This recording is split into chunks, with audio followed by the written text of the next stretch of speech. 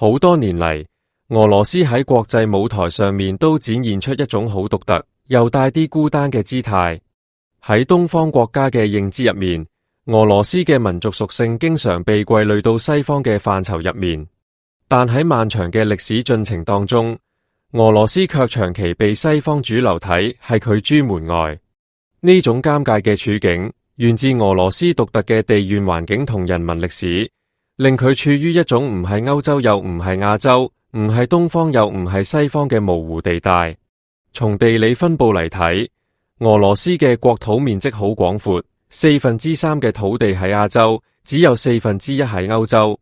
但人口分布就剛好相反，3/4嘅人口集中喺歐洲部分嘅領土。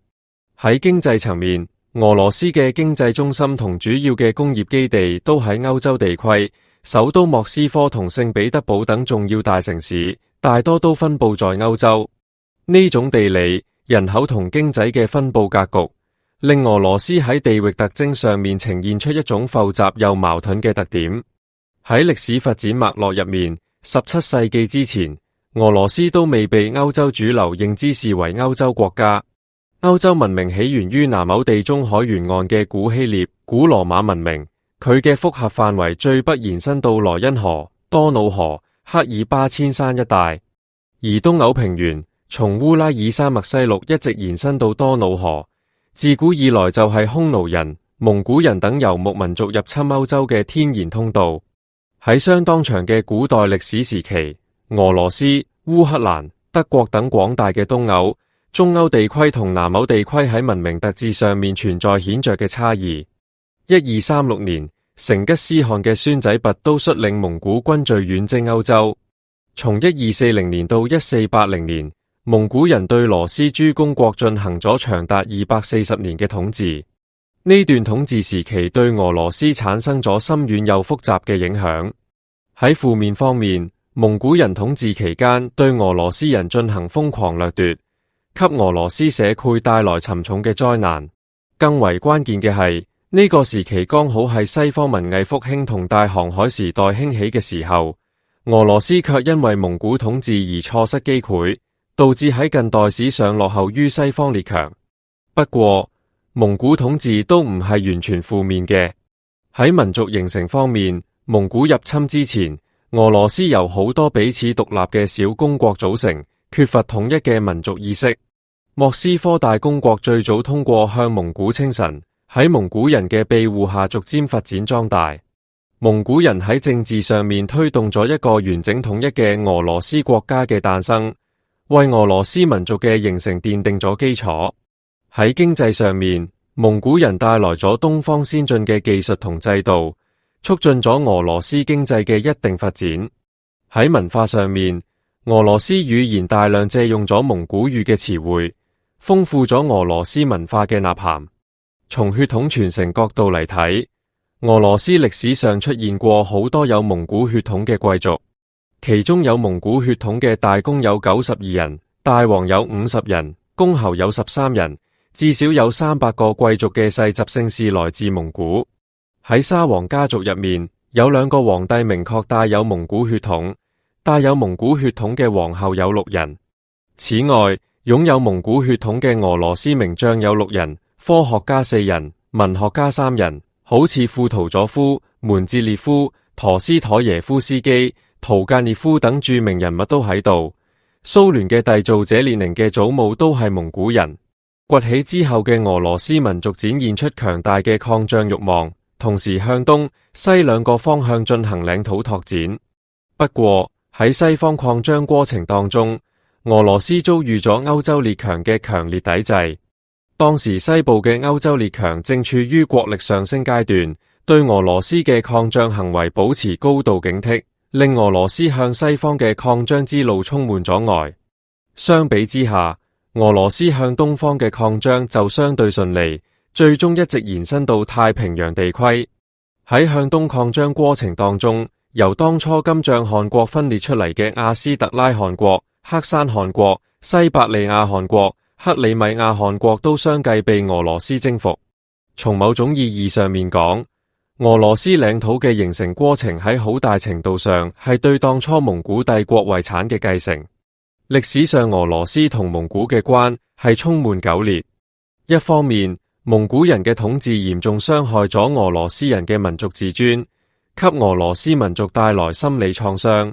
另一方面，俄羅斯民族正係喺蒙古人嘅統治下逐漸發展壯大，喺政治、經濟、文化等方面都受到蒙古人嘅深刻影響。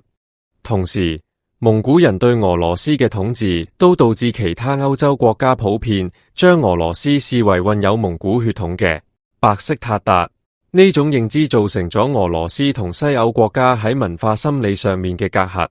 但喺東方民族眼中，俄羅斯人卻係典型嘅西方人。呢種認知差異令俄羅斯喺國際關係當中處於一種尷尬嘅中間位置。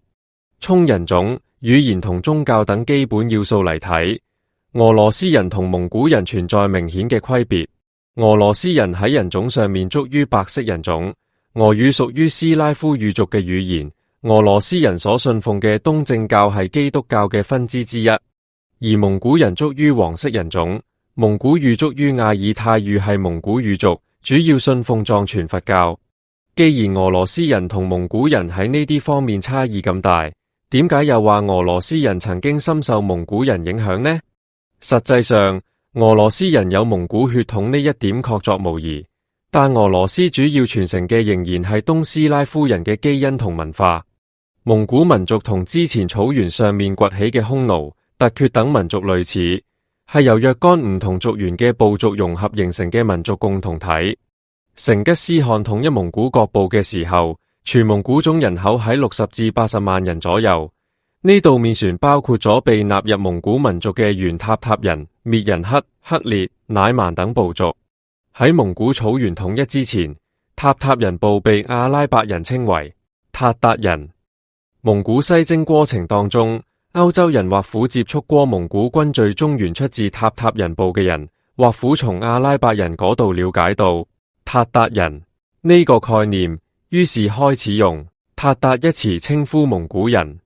蒙古帝國擴張速度極快，佢嘅疆域從東方嘅太平洋沿岸一直延伸到多瑙河畔嘅雍也納城下，從白雪皚皚嘅西伯利亞一直到熱帶島焦層姆暗沙都被蒙古鐵蹄征服。喺蒙古帝國嘅擴張征服過程當中，術赤、察合台、窩闊台、拖雷等各藩王手中都掌握住龐大嘅領土同強大嘅軍隊，呢個為蒙古帝國日後嘅分裂埋下咗隱患。成吉思汗統一蒙古各部嘅時候，蒙古總人口有限，而且本身剛從原始部族過渡嚟。儘管佢哋能夠憑借武力征服大片領土，但未能使帝國各地建立起統一嘅政治經濟聯繫。當面對人口眾多、文明更為先進嘅民族嘅時候，蒙古人迅速同當地人口出現融合跡象。中原嘅蒙古人仿照漢制建立元朝，西征嘅蒙古人絕大多數同當地嘅突厥人融合，並且歸依咗伊斯蘭文明。窩闊台汗國、察合台汗國、伊利汗國、欽察汗國都出現咗唔同程度嘅突厥化現象。喺呢個過程當中，韃靼一詞嘅外延進一步擴大，成為歐亞大陸腹地所有突厥蒙古系統嘅草原游牧民族嘅統稱。蒙古帝國崩潰之後，鐵木人帝國、奧斯曼土耳其帝國等突厥係游牧帝國嘅人民都被當時嘅歐洲人稱為韃靼人。拔都西征之後，喺俄羅斯境內建立嘅金帳汗國又被稱為欽察汗國。欽察汗國呢個國名源於生活喺黑海北岸草原上面嘅欽察人。欽察汗國嘅統治者係拔都嘅後代，族於蒙古人，但欽察汗國嘅主體人口係欽察人。欽察人實際上族於突厥人種，所以蒙古人同欽察人嘅融合係突厥化嘅表現。俄羅斯歷史上那些所謂有蒙古韃靼人血統嘅名人，好多並非純粹意義上嘅蒙古血統，而係俄羅斯族同依附於蒙古人嘅欽察人混血嘅後代。欽察人係黃白混血民族，而俄羅斯人出自東斯拉夫族系，本身就係白種民族，所以佢哋後代身上白種血統相對更多。況且呢種混血現象都唔係普遍存在。蒙古統治時期對俄羅斯人嘅影響更多體現喺文化層面，話蒙古人徹底改變咗俄羅斯人嘅基因並不符合事實。拔都建立嘅欽察汗國直接統治嘅係如今俄羅斯南部草原上面嘅游牧民族，對於生活喺北部森林地帶嘅羅斯民族則採取羈微統治模式。羅斯公國大多得以保留，羅斯大公只要臣服於欽察汗國並且定期納貢就可以。因此，蒙古人同羅斯人實際上生活喺唔同嘅地域，接觸機會有限。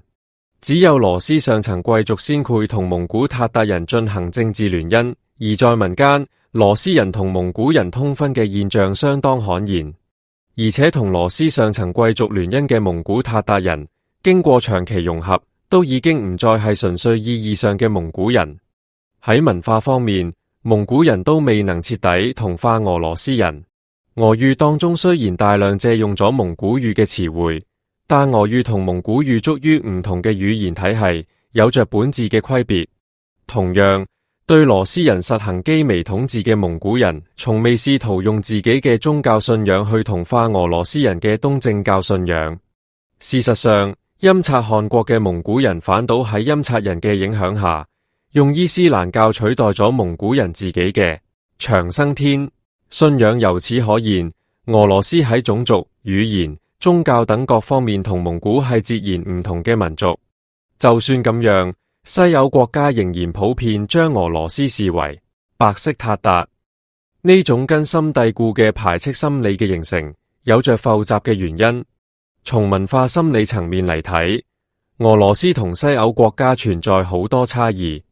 儘管俄羅斯同西歐國家都係白色人種，但俄羅斯嘅斯拉夫族係同西歐嘅日耳曼族係並非同宗。儘管都信奉基督教，但俄羅斯嘅東正教同西歐嘅天主教、新教屬於唔同教派。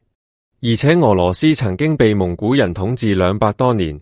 呢種獨特嘅歷史經歷使得西歐各國自然而然地將自己同俄羅斯嘅文化心理隔閡歸列為蒙古人嘅統治。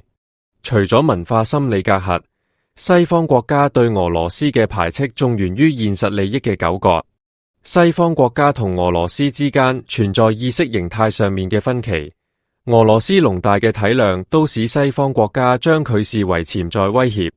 北約同歐盟嘅東擴，實際上就係喺擠壓俄羅斯嘅傳統戰略空間。呢種地緣政治上面嘅競爭進一步加劇咗西方國家對俄羅斯嘅排斥，都使得西方國家更有動力將俄羅斯塑造成為白色韃靼，以強化呢種排斥心理嘅合理性。俄羅斯就喺呢樣嘅歷史糾葛同現實利益衝突當中，繼續書寫住自己獨特而又複雜嘅民族發展篇章。